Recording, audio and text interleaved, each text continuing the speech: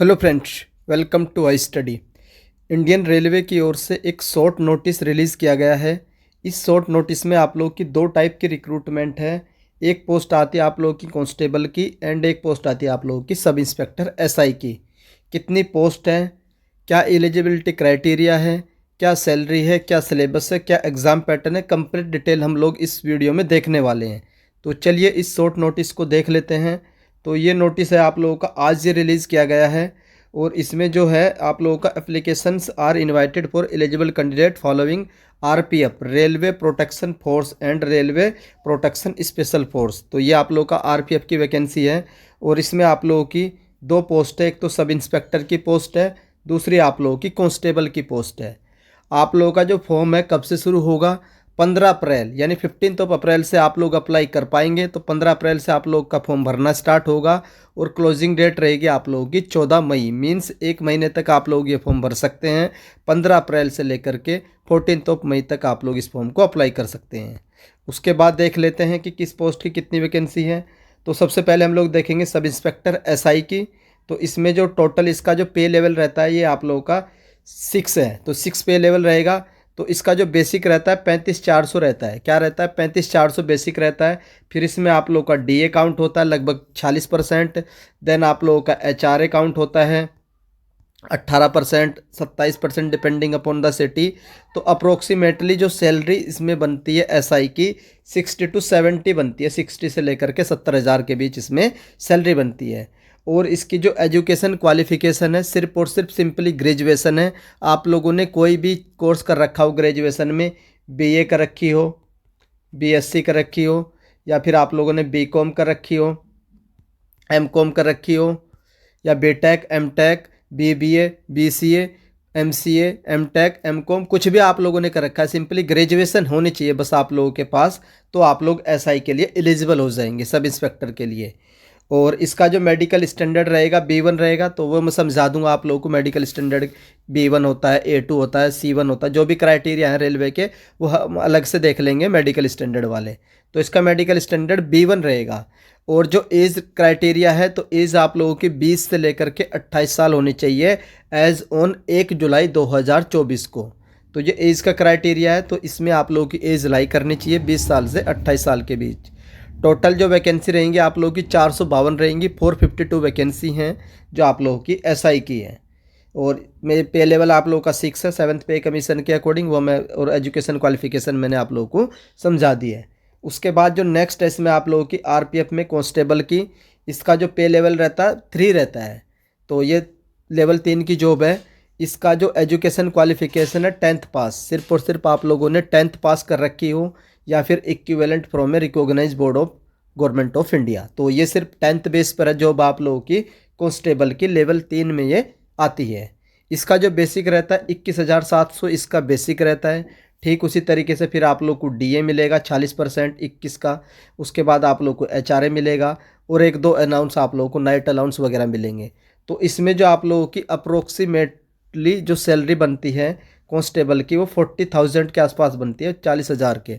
और in hand आप लोगों को 30 से 35 के बीच में आप लोगों का इन हैंड आ जाता है कांस्टेबल के लिए। इसका जो मेडिकल स्टैंडर्ड सेम रखा गया, B1 ही इसका मेडिकल स्टैंडर्ड है। देन आप लोगों का जो एज का क्राइटेरिया 18 से 28 इसका एज का क्राइटेरिया है। टोटल वैकेंसी इसमें कितनी है, 4208 वैकेंसी है। तो इसमें ज़्यादा वैकेंसी कांस्टेबल में, और कुल मिलाकर के कांस्टेबल के एंड एसआई की जो वैकेंसी है वो 4660 वैकेंसी है।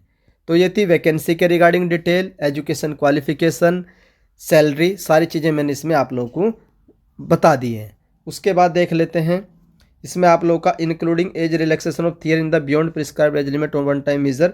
तो 3 साल का आप लोगों को एज रिलैक्सेशन भी मिलने वाला है। देन ये तो आप लोगों को पता ही है 15 अप्रैल से आप लोगों का फॉर्म स्टार्ट होगा। ऑफिशियल वेबसाइट पर इसका जो डिटेल नोटिफिकेशन है जिसमें कंप्लीट डिटेल रहेगी हर एक चीज़ की, वो आप लोगों को 15 अप्रैल को मिलेगा नोटिफिकेशन। एज आप लोगों की 1 जुलाई 2024 को तक काउंट की जाएगी, 20 से 28, और उसमें आप लोग 3 साल का एज रिलैक्सेशन जोड़ लीजिएगा। देन आता है आप लोगों का इसमें candidate waiting for result of the prescribed education qualification should not be apply. तो क्लियरली मेंशन कर रखा है आप लोगों की ग्रेजुएशन कंप्लीट हो जानी चाहिए, 10th कंप्लीट हो जानी चाहिए। ऐसा नहीं होगा कि आप लोग ग्रेजुएशन के सेकेंड ईयर में हो, थर्ड ईयर में हो या फर्स्ट ईयर में हो तो आप लोग अप्लाई नहीं कर पाएंगे, क्लियरली इन्होंने मेंशन कर रखा है। 10th में पढ़ रहे हैं तो आप लोग अप्लाई नहीं कर पाएंगे। 10th में आप लोग पास हो गए हों, आपका रिजल्ट आपके हाथ में हो, तब आप लोग अप्लाई कर सकते हैं। तो ग्रेजुएशन वाले जो करंटली ग्रेजुएशन कर रहे हैं वो अप्लाई नहीं कर पाएंगे, करंटली 10th में पढ़ रहे हैं वो भी अप्लाई नहीं कर पाएंगे। आप लोग क्लियरली पास होने चाहिए। उसके बाद इसमें आप लोगों का फिजिकल मेजरमेंट टेस्ट होता है, पीएमसी होता है। तो वो मैं आप लोग को बता दूंगा क्या क्या इसमें फिजिकल होता है, वो हम अलग से इसका डिटेल नोटिफिकेशन आएगा तब डिस्कस कर लेंगे। रिजर्वेशन तो आप लोग को पता ही है। उसके बाद एक्स सर्विसमैन का भी रिजर्वेशन रहेगा। और जो एक अच्छी बात है यहाँ पर इन्होंने रिजर्वेशन फॉर वुमेन, तो 15% रिजर्वेशन दिया जा रहा है वुमेन को, तो ये अच्छी है वुमेन्स के लिए। तो इसमें जो भी वुमेन्स होंगी, जो लड़कियां हैं वो अच्छा परफॉर्म कर सकती है, एक अच्छा चांस है उनके पास जॉब लेने का। Are reserve for women for further information refer to the detail notification, वो आप लोगों का जल्दी आ जाएगा। रिजर्वेशन फॉर SC/ST होता है, एज पर द रूल मिलेगा। मोड ऑफ एग्जामिनेशन देख लेते हैं कि आप लोगों का जो एग्जामिनेशन है किस तरीके से होगा। Computer based followed by physical efficiency test and medical. तो 3 स्टेप में आप लोगों का एग्ज़ाम होगा। पहले आप लोगों का एक ऑनलाइन एग्ज़ाम होगा MCQ ऑब्जेक्टिव टाइप का, जब आप उसको पास कर लेंगे देन आप लोगों का फिजिकल होगा। जब आप लोग फिजिकल को पास कर लेंगे उसके बाद आप लोग का मेडिकल होगा, देन आप लोगों की ज्वाइनिंग होगी। तो 3-4 प्रोसेस है। पहले आप लोगों का एक एग्ज़ाम होगा ऑनलाइन, जिसमें आप लोगों के बहुविकल्प या ऑब्जेक्टिव टाइप के क्वेश्चन पूछे जाते हैं। वो मैं बता दूंगा क्या उसका एग्ज़ाम पैटर्न रहेगा। लास्ट ईयर जो रिक्रूटमेंट आई थी आप लोगों की, तो उसके हिसाब से मैं आप लोगों को एक वीडियो में बता दूंगा कि लास्ट ईयर क्या एग्ज़ाम पैटर्न था। मोस्टली वही एग्ज़ाम पैटर्न रहेगा कि इसमें आप लोगों का क्या पूछी जाती है, जीके, मैथ, रीजनिंग, 3 सब्जेक्ट पूछे जाते हैं। जीके, मैथ, रीजनिंग, इंग्लिश नहीं आती है, तो इसमें इंग्लिश नहीं आती है, सिर्फ 3 सब्जेक्ट आते हैं, जीके, मैथ और रीजनिंग। तो या आप लोगों का ऑब्जेक्टिव का पैटर्न रहता है जो बहुविकल्प पे पेपर होगा। उसके बाद आप लोगों का फिजिकल, देन आप लोगों का मेडिकल, और उसके बाद आप लोगों का डॉक्यूमेंट वेरिफिकेशन, उसके बाद ज्वाइनिंग हो जाती है। तो ये आप लोगों का था इसका एग्ज़ाम पैटर्न। उसके बाद फ़ीस वगैरह देख लेते हैं। तो जो फीस आप लोगों की 500 रुपये है, किसकी, जो आप लोगों के UR कैटेगरी के कैंडिडेट है और जो आप लोगों के OBC वाले हैं। बाकी जो SC/ST, एक्स सर्विसमैन, फीमेल और माइनॉरिटी वाले जो और इकोनॉमिकली वीकर सेक्शन वाले जो कैंडिडेट है, उनकी फ़ीस इसमें 250 रुपये है, 250 रुपीज़ है। लेकिन ये फ़ीस आप लोगों की रिफ़ंड हो जाएगी 250, और यहाँ पर आप लोगों के 400 रुपये रिफ़ंड होंगे। ये रिफ़ंड तब होंगे जब आप लोग ऑनलाइन एग्ज़ाम में अपीयर हो जाएंगे। तो जैसे आप लोग अपीयर हो जाएंगे तो आप लोगों की जो फीस है रिफ़ंड हो जाएगी। 400 यहाँ पर रिफ़ंड होंगे, 250 यहाँ पर रिफ़ंड होंगे। अगर आप लोग अपीयर नहीं होते हैं एग्ज़ाम में तो आप लोगों की जो फीस है वो रिफ़ंड नहीं होगी। रिफ़ंड तभी होती है जब आप लोग अपीयर होते हैं, जो भी आप लोगों का बहुविकल्प या ऑब्जेक्टिव मोड का ऑनलाइन एग्जामिनेशन होगा।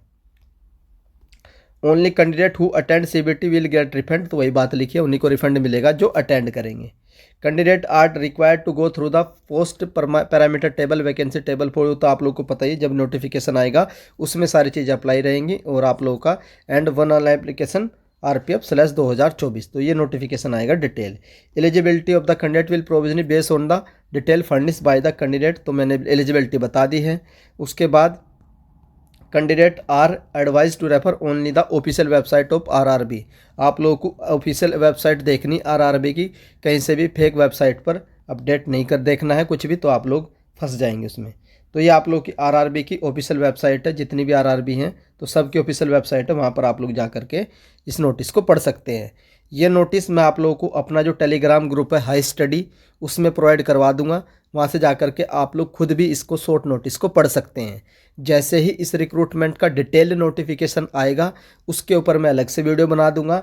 बाकी अगर आप लोग चाहते हैं कि सर इसका एक तो एग्ज़ाम पैटर्न बता दीजिए डिटेल में, एग्ज़ाम पैटर्न, एंड उसके बाद इसका जो आप लोगों का मेडिकल होगा उसके बारे में जो B1 रखा गया है, तो अगर आप लोग इन दोनों चीज़ के ऊपर वीडियो चाहते हैं कि सर एग्ज़ाम पैटर्न पर एक वीडियो बना दीजिए और एक वीडियो B1 जो इसका मेडिकल स्टैंडर्ड है उस पर बना दीजिए, तो आप लोग कमेंट कर दीजिएगा।